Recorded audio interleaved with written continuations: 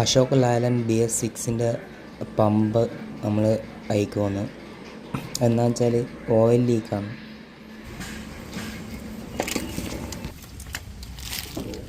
High pressure pump അയക്കണമെങ്കിൽ ഒരുപാട് സാധനങ്ങൾ അയക്കണം.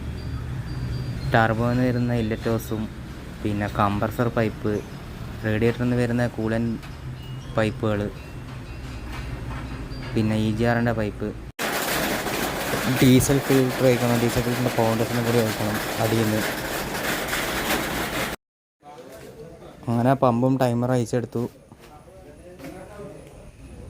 ഇതാണ് പമ്പും ഇപ്പോഴത്തെ ടൈമറാണ്.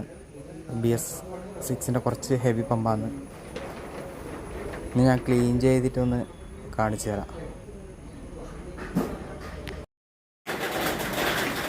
ക്ലീൻ ചെയ്ത് അങ്ങനെ ടൈമർ ക്ലീൻ ചെയ്ത് ഹൈ പ്രഷർ പമ്പും ക്ലീനാക്കി.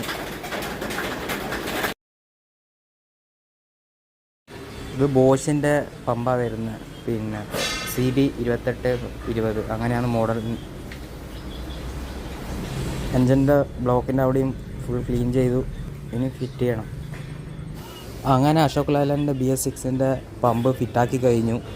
ഒന്ന് നമുക്ക് സ്റ്റാർട്ട് ചെയ്ത് നോക്കാം.